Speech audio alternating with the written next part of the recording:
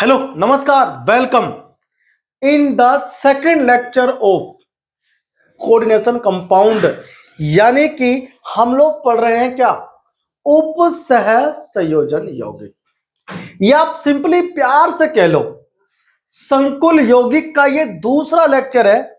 और मैंने पिछले क्लास में आपको पढ़ाया था कि जो योगात्मक यौगिक होते हैं, योगात्मक क्या कहा मैंने, हाँ फिर से सुनो, योगात्मक यौगिक ये कितने प्रकार के होते हैं बताओ। योगात्मक यौगिक हमारा दो प्रकार का होता है।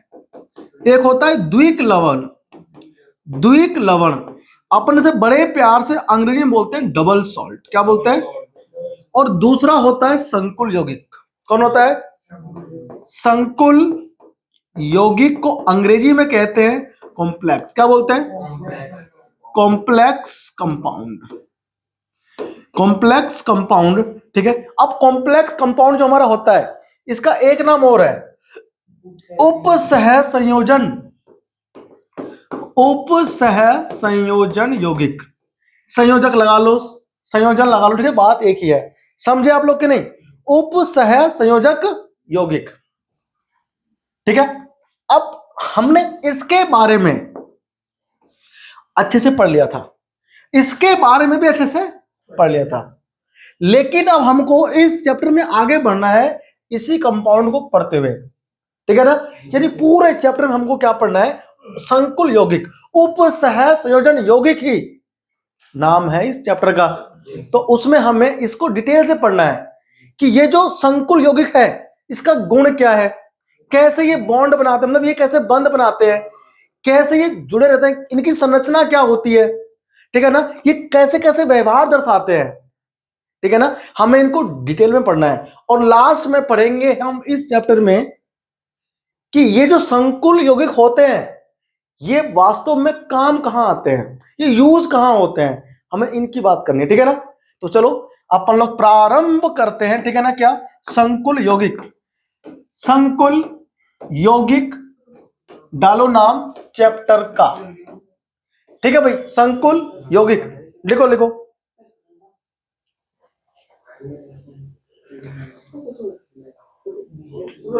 अरे डाल दिया। संकुल यौगिक या फिर क्या बोलते हैं, उपसह संयोजन यौगिक, ठीक है भाई, ये इसके नाम है। कॉम्प्लेक्स कह लो या फिर coordination, coordination compound, coordination compound, ठीक है। आप फटाफट से डालो हेडिंग जल्दी से, कॉम्प्लेक्स या फिर कोऑर्डिनेशन कंपाउंड, इन्हें पढ़ेंगे। हाँ पहले मैंने आपको, नहीं पहले नहीं, इसमें जो आपको मैंने लास्ट क्लास समझाया था वो हेडिंग खत्म हो गया, एक नया फ्रेश हेडिंग लिखो। वहां मैंने आपको यह समझाया था कि योगात्मक यौगिक दो प्रकार के होते हैं, है ना, संकुल और, डाल दिया हेडिंग, डाल दिया नहीं डाल दिया, पहले बताओ। डाल दिया सर। चलो देखो, अब हमको यहां कुछ समझना है, ठीक है भाई। जैसा कि मैंने आपको समझाया था, क्या समझाया था मैंने, 4 KCl, देखो सुनो, 4 KCl लिखा हुआ है, क्या लिखा हुआ है? 4 KCl, और यहां पे लिखा हुआ है FeCN का ट्वाइस, दिख रहा है? बिखरी बिखरी जुल्फे तेरी, सॉरी गलत बोल दिया, बिखरी बिखरी, यहां पर सारे कौन है? आयंस, ठीक है ना। जब इसको हमने प्यार से संजोया, प्यार से संजोया, तो ये कुछ ऐसा दिखा, ऐसा दिखा K2 सॉरी K4, 4 है ना, 4 K को 4 है, और मतलब Fe आ गया, और CN कितने हैं इसके पास? 6, कितने हैं देखो ध्यान, 6 CN नहीं है, ठीक है ना, तो कुल 6 CN हो गया। तो 6 CN के साथ यहां पर ये बना एक यौगिक, ठीक है। किसी भी संकुल यौगिक के अंदर दो चीजें होती है, क्या होती है? दो चीजें होती है। अगर मैं इसको तोड़ूंगा तो ये देखो, सुनो, ये टूटेगा कैसे? के में जो ये क्या, ये बड़ा कोष्ठक, क्या है ये, इसे कहते हैं क्या है, मैं सब कुछ इसके बारे में समझाऊंगा अभी। और एक तो इससे बाहर रहेगा, एक इसके अंदर, ठीक है ना। तो जो यौगिक जो अणु या जो परमाणु इसके अंदर है, बड़े ब्रैकेट के अंदर है, वो अलग नहीं होंगे, वो अलग नहीं होंगे। ये तो खास बात है संकुल की कि ये अलग नहीं होंगे। तो ये टूटेगा तो ऐसे 4K में, ठीक है ना, और ये ऐसे FeCN और ये 6 4 माइनस, ठीक है ना, 4 माइनस, ये टूट गया इसमें। समझ में आया? तो हाँ, आप फिलहाल समझो क्यों आया, बाद में बताऊंगा, ठीक है ना। आप केवल ये समझो कि संकुल यौगिक हमारा कुछ ऐसा दिखता है, ऐसा होता है। स्क्वायर ब्रैकेट यानी बड़ा ब्रैकेट जरूर होगा इसके अंदर, ये वाला, ठीक है। तो जो भी अणु परमाणु अंदर होंगे स्क्वायर ब्रैकेट में, उसे कहते हैं संकुल आयन, संकुल। और जो सिंपल वाले होंगे जैसे K+ हो गया, इसे कहते हैं सरल आयन। क्या कहते हैं उसको? समझ में आया? वो बात करेंगे बाद में, ठीक है ना। तो इसके अंदर क्या है, इसका मतलब क्या, सुनो, इसे तो हम लोग बोलेंगे सरल आयन। क्या बोलेंगे? सरल आयन। और ये हमारा होगा संकुल आयन, संकुल आयन। अब इसका मीनिंग क्या है, देखो Fe खींच कर, Fe यहां पर क्या कर रहा है, Fe यहां पर क्या कर रहा है, Fe यहां पर Fe परमाणु, Fe परमाणु 6Cn minus, 6Cn minus ion के साथ, आयन के साथ क्या मना रहा है, मौज मना रहा है। 6Cn आयन के साथ उपसह संयोजक। उपसह संयोजक क्या होता है? उपसह संयोजक आबंध का प्रकार होता है। 3 प्रकार के बंध बनाते हैं अणु या परमाणु, 3 प्रकार के बंध बनते हैं। एक बंध होता है सह संयोजन बंध। कौन सा होता है? जो आप लोग, सॉरी, एक बंध होता है हमारे पास में संयोजी बंध। क्या होता है? संयोजी, संयोजी क्या लिख दिया मैंने, यहां देखो ध्यान से इधर, संयोजी आबंध, संयोजी आबंध, ठीक है। इसे हम लोग कहते हैं अंग्रेजी में कोवेलेंट बॉन्ड, जो शेयरिंग करके बनता है, इलेक्ट्रॉनों के साझेदारी से बनाते हैं। और एक बंध वो होते हैं जो इलेक्ट्रॉनों के आदान प्रदान से बनाते हैं, उसे हम लोग क्या कहते हैं? आयनिक बंध। क्या बोलते हैं? आयनिक बंध। समझे आप लोग? और तीसरा हमारे पास होता है उपसह संयोजी, उपसह संयोजी आबंध, ठीक है ना। पहले का नाम था क्या? सह संयोजी बोलते हैं पहले को, ठीक है ना। क्या बोलते हैं? सह संयोजी मतलब होता है सॉरी, सह संयोजी का मतलब होता है जो आबंध इलेक्ट्रॉनों के साझेदारी से बनते हैं, कोवेलेंट बॉन्ड कहते हैं। ऑर्गेनिक केमिस्ट्री में आप पढ़ते हो ना, कार्बन कार्बन बंध बन रहा है, वो सब कोवेलेंट बॉन्ड है। क्या वो सब सह संयोजी बंध है, ठीक है ना। तो हम लोगों ने यहां पर पढ़ लिया सह संयोजी बंध। कहां पर? सह संयोजी आबंध या बंध बात है, ठीक है ना। ये हम लोग पढ़ते हैं ऑर्गेनिक में। कहां पढ़ते हैं बताओ? ऑर्गेनिक में ही बंध चलता है। आयनिक बंध कहां पढ़ते हैं? 11th क्लास में आता है चैप्टर, उसका नाम है केमिकल बॉन्डिंग, रासायनिक आबंधन एवं आणविक संरचना। कुछ वहां पढ़ते हैं और कुछ पढ़ते हैं कहां पर?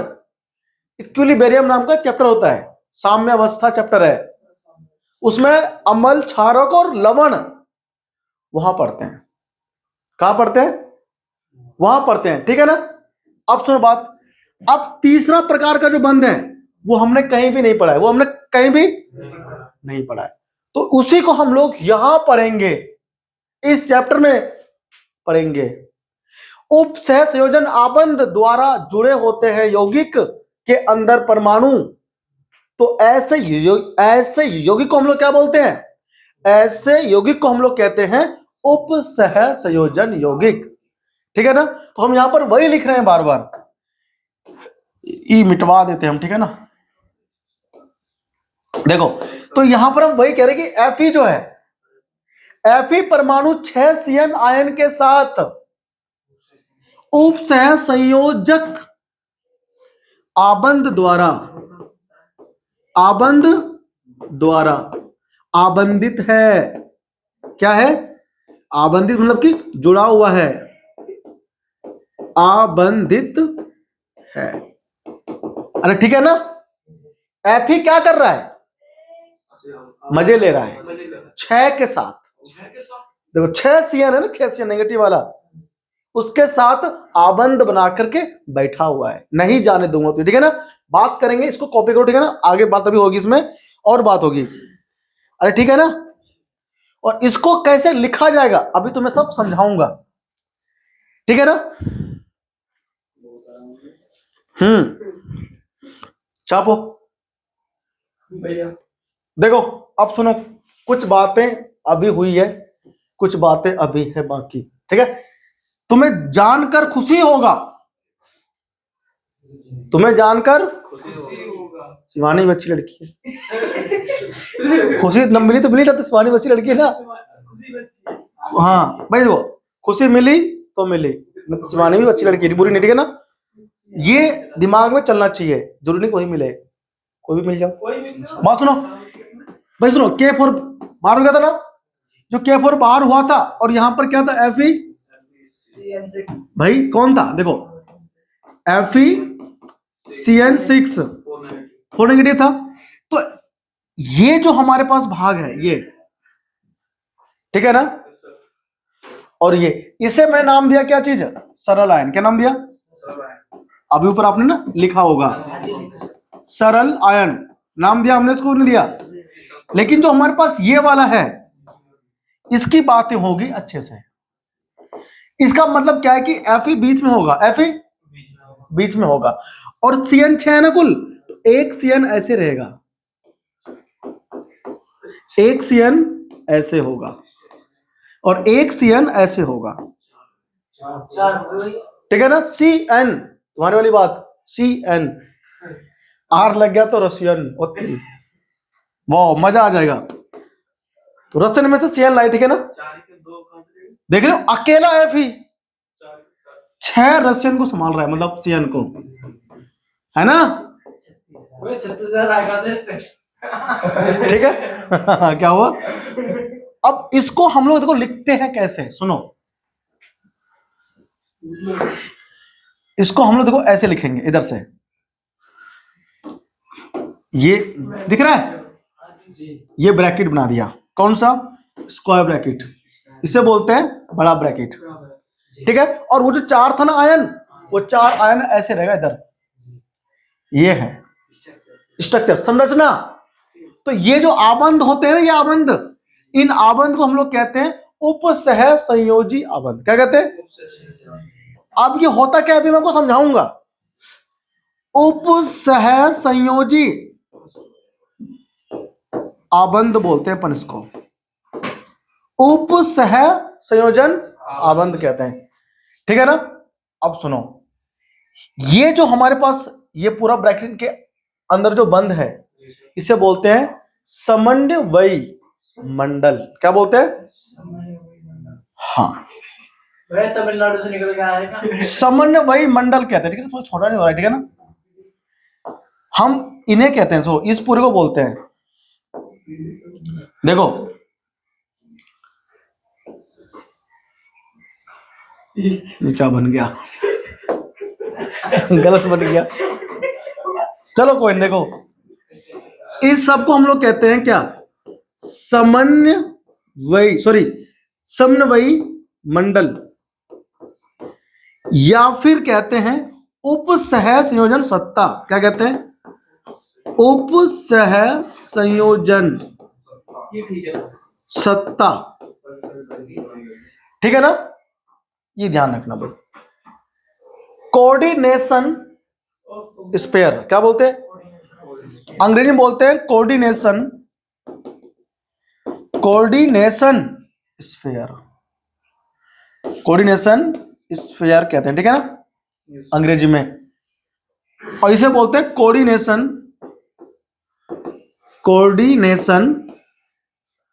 पॉलीहाइड्रा, ठीक है ना। तो संकुल यौगिक के अंदर जो बड़े ब्रैकेट में बंद होते हैं, ये सब कुछ मिलाकर के हम उसको बोलते हैं उपसह संयोजन सत्ता। ठीक है ना, लिख दिया, लिखो फटाफट से।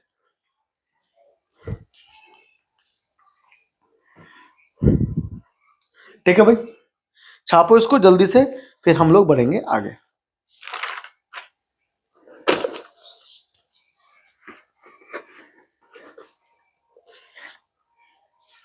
ठीक, फिर हम लोग बढ़ते हैं आगे। ठीक है ना, फिर हम लोग कुछ टर्मिनोलॉजी सीखेंगे।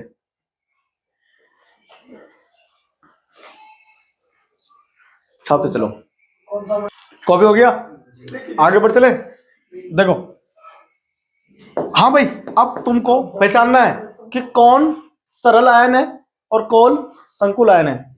देखो भाई, देखो ध्यान से सुनो, एग्जाम्पल देखो, यहां पे लिखा हुआ है एल्युमिनियम, ठीक है ना, और यहां लिखा हुआ है FeOH ट्वाइस। ठीक है, ठीक है, बताओ, आपको पता करना आना चाहिए जो ब्रैकेट के अंदर है यह संकुल आयन। क्या है ये? संकुल आयन। ठीक है, और यहीं पर ही इसके ऊपर अगर हम तोड़ेंगे इनको आयनों में तो आवेश कितना कितना आएगा वो बताएंगे। यहां पर कौन है? सरल आयन, सरल आयन है ये, समझा? अब समझ कि इसमें आवेश कितना आएगा टूटने के बाद में। एल्युमिनियम दिख रहा है, ये हमेशा +3 में होता है। क्या होता है? +3 में। ठीक है, और जब ये टूटेगा, यहां पर 2 है ना, तो यहां पर 2 जाएगा इधर। ठीक है ना, ध्यान रहेगा, यहां पर 2, यहां पर 2 जाएगा, तो 2 भाई यहां पर क्या है? पॉजिटिव, तो यहां नेगेटिव आएगा। तो FeOH का यहां पर 4 करो, ठीक है ना, ट्वाइस नहीं होता, 4 आएगा। ठीक है ना, तो यहां पर Fe4, यहां पर 3 कितना आएगा? 3 हाँ सॉरी, ये उस पर जाएगा ना, ये उसका होगा, ये इसका है ना, तो ऐसे तो होता है, यहां पर जितने हैं इधर उतना जाएगा। ठीक है ना, 2 कितना माइनस? क्रिस क्रॉस का एक नियम आता था 9th में, सिखाया था, तो वहां यहां पे लगेगा। ठीक है ना, एक होगा तो ओनली माइनस। ठीक है ना, अगर एक हो गया तो ओनली माइनस। छप गया? अगला बताओ, चलो। Cu हमारे पास यहां पे लगा हुआ है और NH3 है 4, ठीक है ना, और यहां पर क्या है? SO4। बताओ इसमें कौन है संकुल आयन? ये कौन है संकुल आयन? कौन है ये? संकुल आयन। ठीक है ना, और ये क्या है? सरल आयन। क्या है? सरल आयन। अब देखो ध्यान से, जब ये आयनों में टूटेगा, Cu NH3 पे 4 है ना, और SO4 हमेशा 2- होता है। कितना होता है? अब सल्फेट का तुमको हमेशा आवेश पता होना चाहिए कि -2 होता है, 9th में आ गया थे। अगर इस पे -2 है तो इस पे +2 आएगा, ये पक्की बात है। लेकिन भैया 4 ये ऑक्सीजन है, लेकिन जो -2 होता है पूरे अणु का आयन होता है, आवेश। अभी आपको याद है डी ब्लॉक में जब मैं सल्फेट लिख रहा था, तो सल्फेट में सल्फेट में SO4 2- लिखा था, और होता भी -2 ही है। ये -2 ऑक्सीजन का नहीं है, पूरे SO4 अणु का है। ठीक है ना, तो जितना इधर नेगेटिव उतना इधर पॉजिटिव। ठीक है ना, क्रिस क्रॉस करके देखो, क्रिस क्रॉस ऐसे बात। ठीक है ना, आ जाओ। तो ये हमारा क्या हुआ? संकुल आयन। क्या हुआ? संकुल आयन। ठीक है ना, और ये हमारा होगा सरल आयन। 2 पार्ट होते हैं इसके अंदर, सरल आयन और संकुल आयन। समझा? आगे बढ़, देख एक एग्जांपल और लेता हूं, आजा, मस्त वाला एग्जांपल लेते हैं। ठीक है, देखो एक हमारे पास में है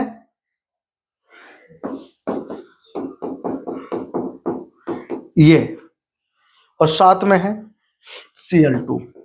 बताओ इसमें कौन कौन आएगा? इसमें Cl2 तो हो जाएगा।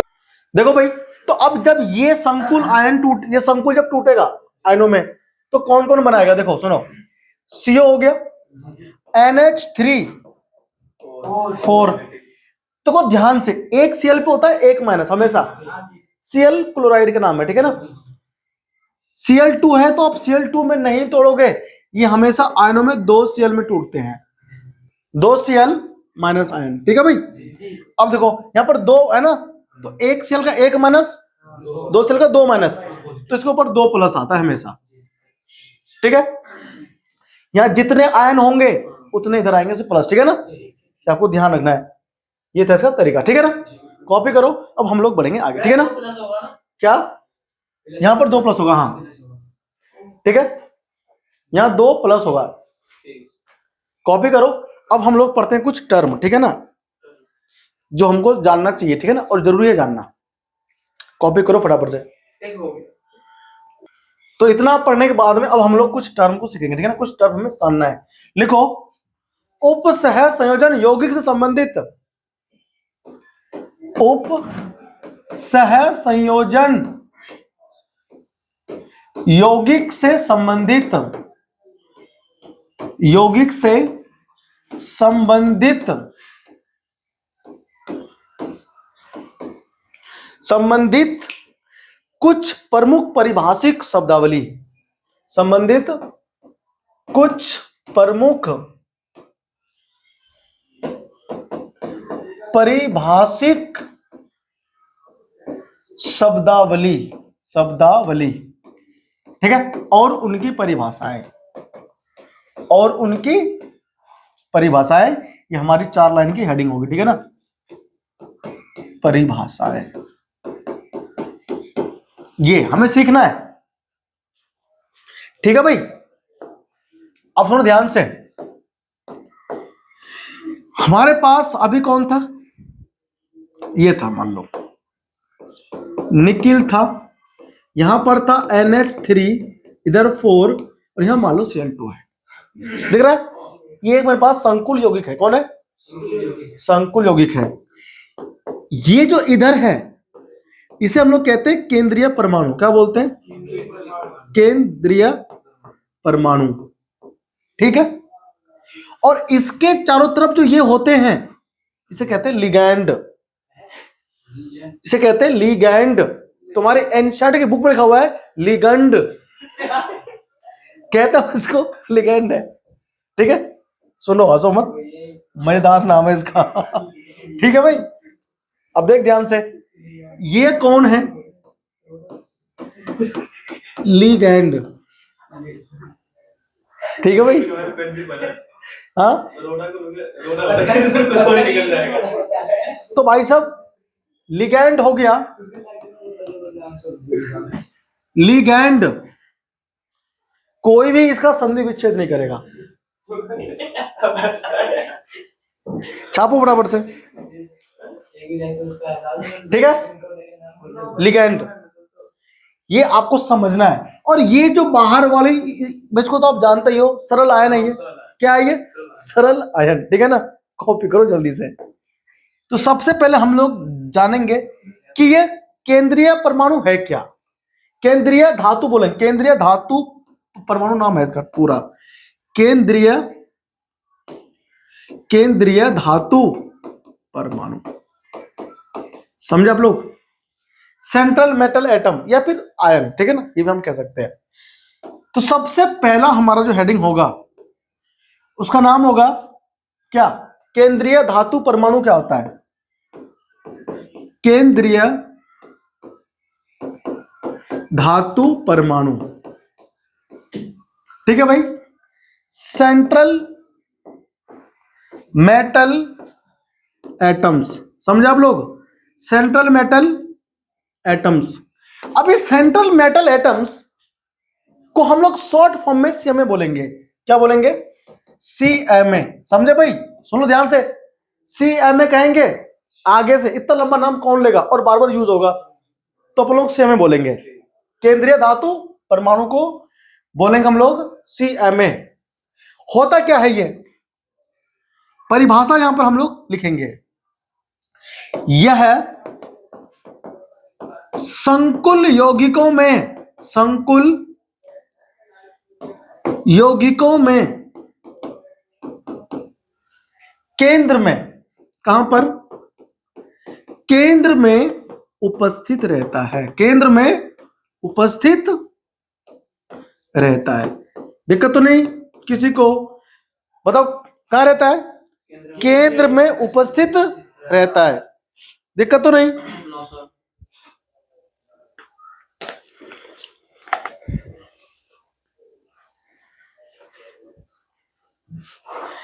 ठीक है भाई। अगला पॉइंट लिखो, इसी में लिखना है। उप सह संयोजन सत्ता में, उप सह संयोजन, उप सह संयोजन सत्ता में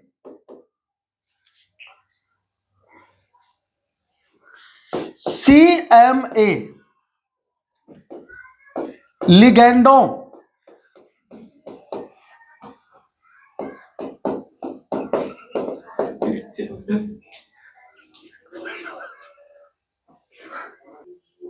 तो उप सह संयोजन सत्ता में, सत्ता क्या होता है पता नहीं सबको? अभी मैं तुम्हें समझाए थे।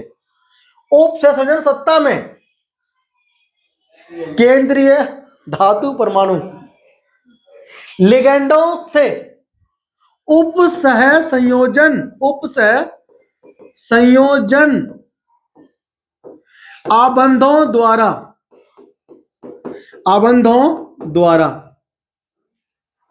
जुड़ा रहता है, जुड़ा रहता है।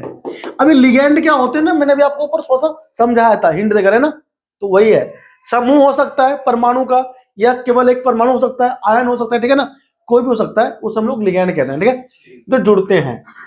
ये लिगैंड जो होते हैं जुड़ते किससे हैं? ये जुड़ते किससे हैं? केंद्रीय धातु परमाणु से है, लेकिन कौन सा बंध बना करके? उप सह संयोजन आबंध बना करके जुड़ते हैं। अभी तो पता है मैं तुम लोगों को, ठीक है भाई? छापो। अब सुनो, क्या कोई भी परमाणु केंद्रीय धातु परमाणु बन सकता है? नहीं बन सकते। जब आप डी ब्लॉक के तत्व पढ़ रहे थे तो हमने आपको समझाया था कि डी ब्लॉक के तत्व संकुल यौगिक बनाने की प्रवृत्ति रखते हैं, एस ब्लॉक के तो नहीं बनाते, डी ब्लॉक के बनाते हैं। पी ब्लॉक के भी नहीं बनाते, डी ब्लॉक के बनाते हैं। तो वही हम यहां पर फिर से लिख रहे हैं कि डी ब्लॉक के तत्व केंद्रीय धातु परमाणु होते हैं। क्यों? यहां लिखूंगा, पेपर में आता है एग्जाम में, ठीक है ना? तो लिखो केंद्रीय धातु परमाणु, केंद्रीय धातु परमाणु होने के लिए शर्तें, condition for being central metal atom, central metal atoms. ये हेडिंग है भाई, अभी बोला नहीं मैंने आपको? देखो, केंद्रीय धातु परमाणु होने के लिए शर्तें लागू है। सभी परमाणु नहीं होते सीएम में, कुछ होते हैं जो डी ब्लॉक के होते हैं, ठीक है ना? क्या क्या शर्तें हैं इसके लिए? पहला शर्त तो यह है कि छोटा आकार और उसका उच्च नाभिकीय आवेश होना चाहिए। क्या होना चाहिए? अब तुम बताओ, 6 लिगैंडों को थामेगा, 6 7 को थामेगा, तो नाभिकीय आवेश उच्च होना चाहिए ना, तभी तो थामेगा। तुम्हें शक्ति है नहीं, तुम 3 कर लिए, क्या फायदा? एक तुम पे संभल नहीं रहा।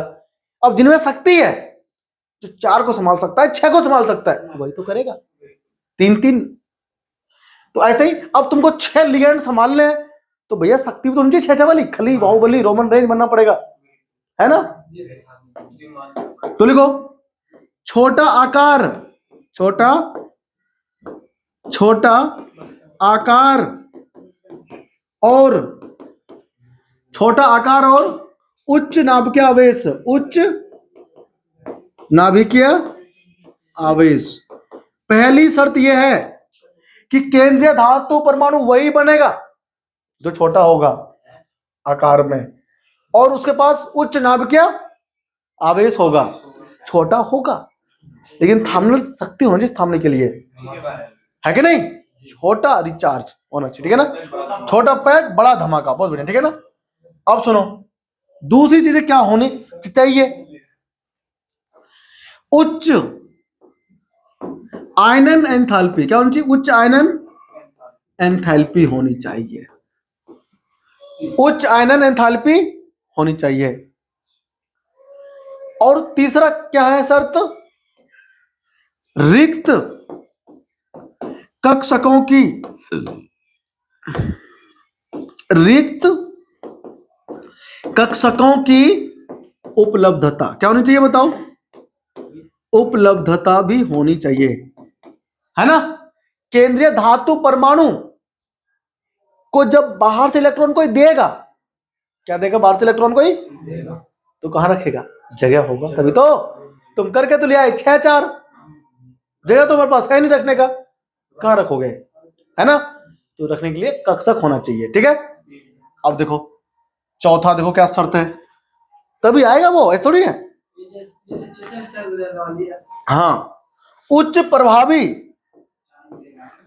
उच्च प्रभावी नाभिकीय, उच्च प्रभावी नाभिकीय, उच्च प्रभावी नाभिकीय आवेश के कारण, आवेश के कारण डी कक्षकों की, डी कक्षकों की उपलब्धता,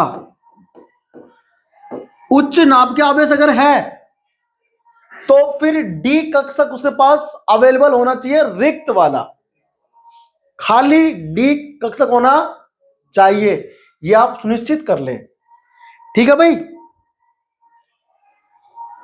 इसीलिए इन्हीं सब को देखते हुए कहा गया है कि डी ब्लॉक, डी ब्लॉक के पास संकुल बनाने की उच्च प्रवृत्ति होती है, क्या होती है? प्रवृत्ति होती है। इसीलिए डी ब्लॉक के तत्व आपको नजर आएंगे इस चैप्टर में बार बार, Fe दिखाई दे रहा होगा, कॉपर दिखाई दे रहा होगा, मैग्नीज दिखाई दे रहा होगा, निकिल दिखाई दे रहा होगा, कोबाल्ट आपको दिखाई दे रहा होगा, ठीक है ना? ऐसे ऐसे आपको तत्व दिखाई दे रहे होंगे, जिंक दिखाई दे रहा होगा, क्यों? क्योंकि ये जो डी ब्लॉक के तत्व होते हैं इनके पास ये सारे शर्त, सारे शर्तों को पालन करता है, ठीक है ना? आदर्श है डी ब्लॉक के लिए, ठीक है? डी ब्लॉक के तत्व की किसके लिए? संकुल यौगिक बनाने के लिए। भेजा में घुसे नहीं? अरे भेजा में घुस गया। अब पढ़ते थे भाई को कि लिगैंड कौन होता है, लिगैंड लिखो हेडिंग। अगला भाई, अभी आपने क्या सीखा? केंद्रीय धातु परमाणु सीखा, अब आप लोग लिगैंड सीखो, लिगैंड्स, लिगैंड साल के तरह से नाम है केमिस्ट्री में भी, ठीक है? चलो कोई नहीं, लिगैंड कौन होता है?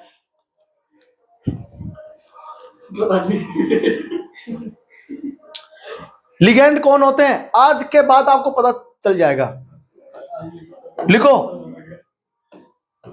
वह स्पीसीज, वह स्पीसीज, अब ये स्पीसीज जो है आयन हो सकता है, क्या हो सकता है?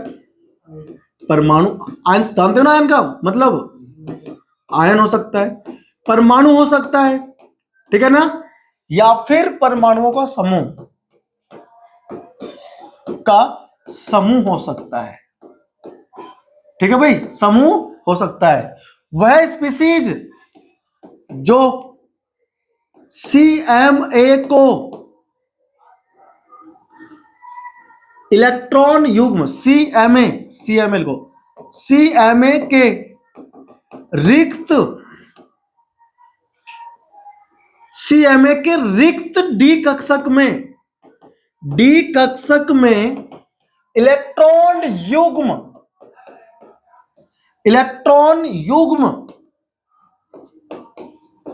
त्याग कर, त्याग कर उपसह संयोजन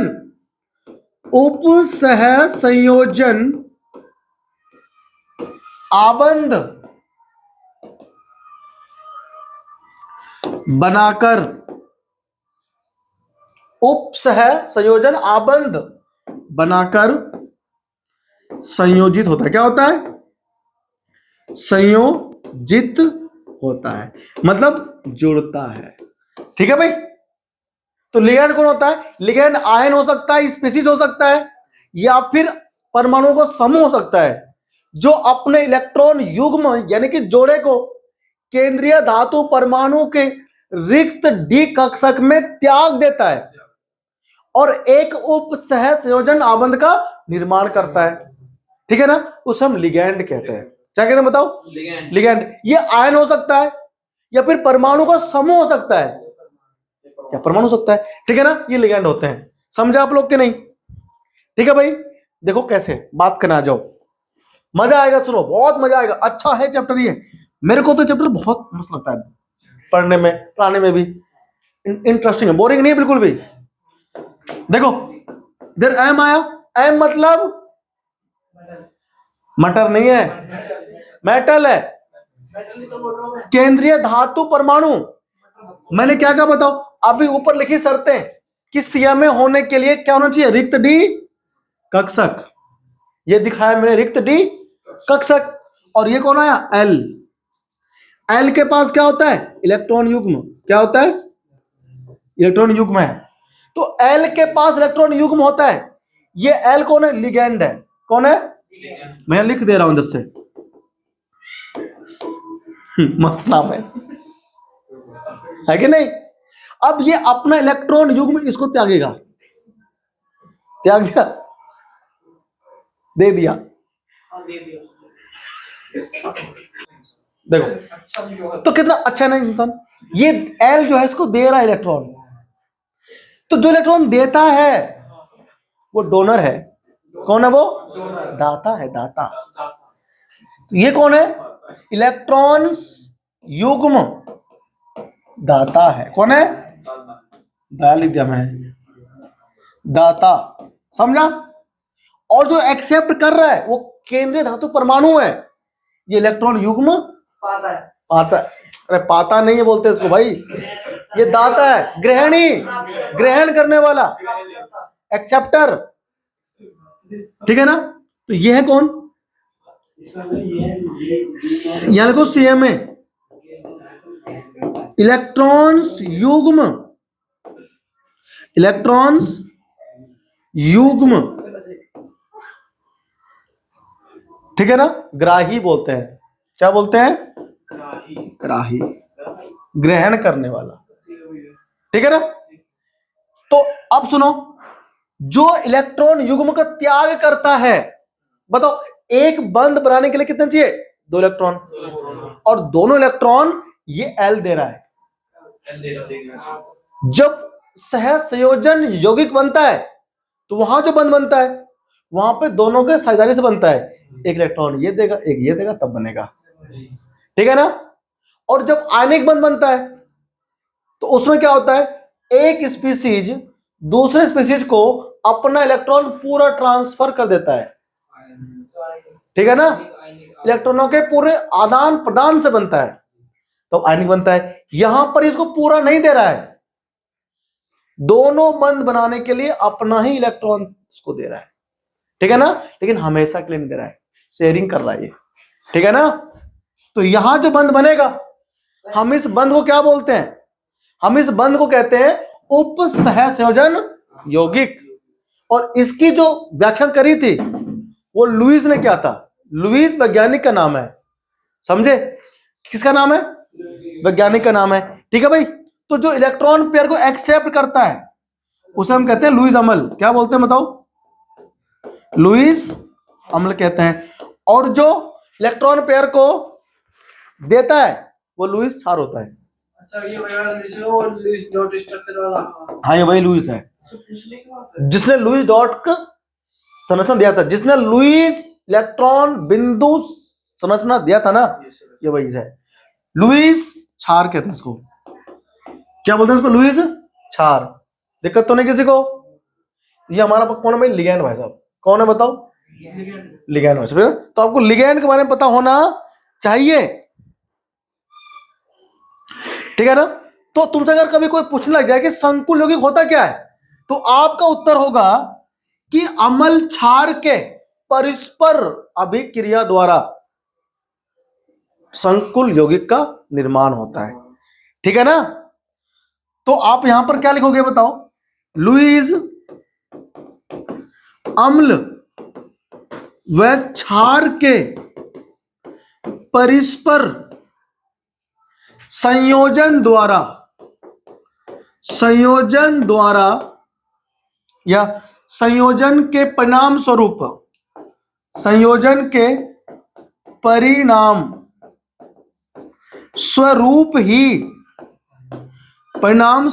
ही संकुल यौगिक, किसका? संकुल यौगिक का निर्माण होता है। क्या होता है बताओ? निर्माण होता है। कोई दिक्कत तो नहीं है कि भाई लुईस अम्ल क्या होता है, लुईस क्षार क्या होता है? तो लुईस अम्ल वे होते हैं, चलो मेरे को, लुईस अम्ल वो होते हैं जो इलेक्ट्रॉन युग्म को स्वीकार करता है, और लुईस क्षार वो होते हैं जो इलेक्ट्रॉन युग्म देते हैं। देता कौन है? जो अमीर होता है। तो इलेक्ट्रॉन युग्म जो अधिक रखता है वो देता है, वो क्षार होता है, और जो लेता है, जो गरीब है, वो लुईस अम्ल होता है, ठीक है ना? बात करेंगे इसके बारे में और अच्छे से, ठीक है ना?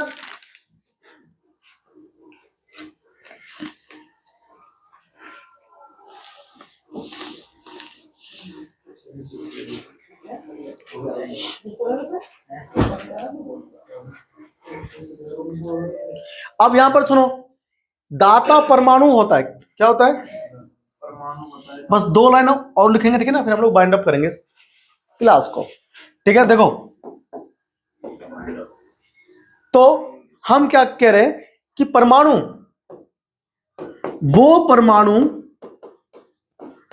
जो उपसह संयोजन आबंध के लिए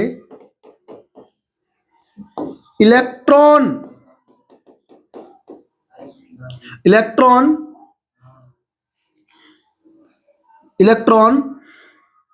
प्रदान करता है। वो परमाणु जो उपसह संयोजन आबंध के लिए इलेक्ट्रॉन प्रदान करता है, मतलब कि वो देता है, प्रोवाइड करता है, ठीक है ना? और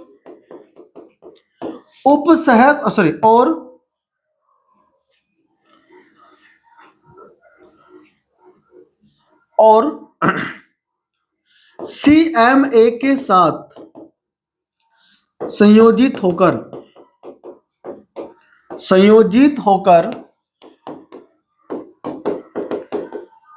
संकुल